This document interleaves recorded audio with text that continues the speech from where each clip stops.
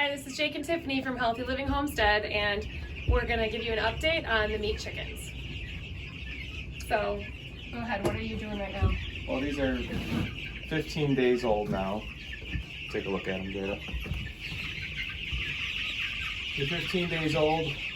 Some things that are different is we have more feeders. You want more feeders so they can all get access to the food. And we turned the light off because we're hardening them to get them ready for going out on the pasture. And we separated about 100 of them out of here into the other brooder. So we'll show you that other brooder where we got rabbits as well. So they won't have any more light on them. And then if it was warm enough outside, you could probably put them on the pasture now, but it still was their first batch, so it's colder. And we will let them stay in the brooder for 1 more week. So they'll go out on the pasture when they're right around 3 weeks old, and then they'll spend 5 weeks on the pasture.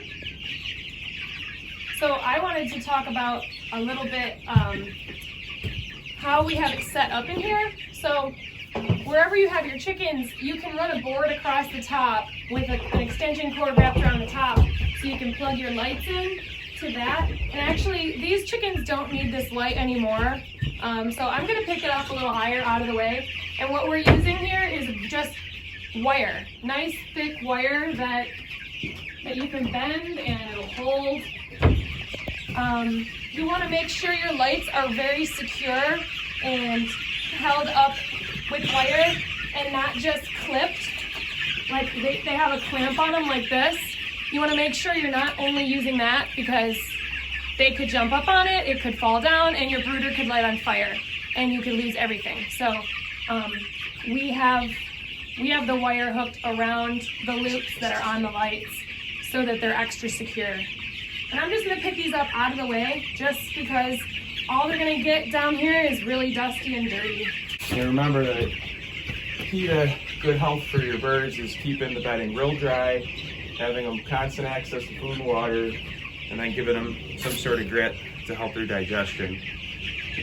You should expect to lose about 2% of your birds, 2 to 3% of your birds. If you lose more than that, something might be wrong.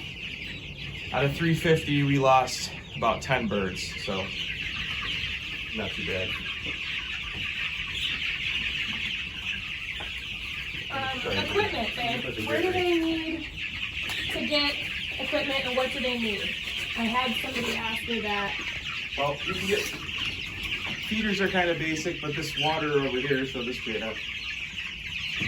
This is a Playson Bell waterer. It's a gravity feed waterer. These are very nice. They last a long time, and you can get parts to replace them.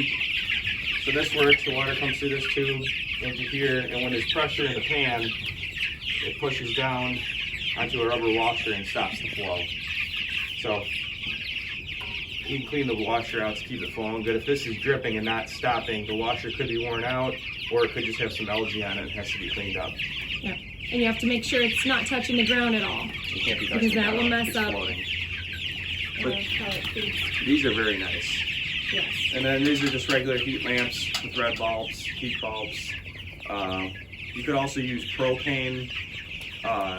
If you didn't have any electrical source nearby, you could have a propane tank, and they make bigger propane heaters. Yeah. We have 4 lights because we have so many birds. You probably want a light per every maybe 50 birds or 80 birds. So if you look really close at the chickens, they are starting to look a lot bigger. Their feet are starting to get a little bit fatter. They are getting quicker. So I got one. Okay, so their feet are getting a lot bigger, and their feathers, they're starting to lose their, what do they call that? Their little baby fuzz. It literally falls off of them, and they are getting their regular feathers now. So the brooder gets very dusty, and that's a lot of the dust is their little baby fluff leaving. So.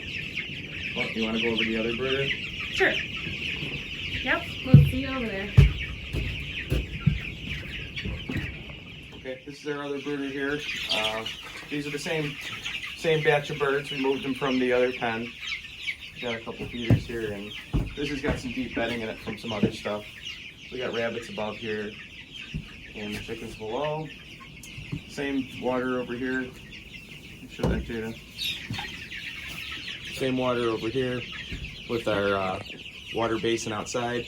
The water basins, you could use 5-gallon buckets or 10-gallon buckets. I use 10-gallon buckets because they last longer, especially when it's real hot out and the birds drink a lot of water in the summer. So they'll stay in here for another week, and then we'll start moving the birds on a pasture. So next week we'll do a video of these birds all going out in the pasture pens. All right. Yep. Okay. Well, thanks for watching our video today, and I wanted to give a shout out to my Aunt Sherry in Pinedale, Wyoming, raising meat chickens this year. So if you can subscribe to our channel and like the video and hit the bell for notifications, you can get all of our videos. So see you later.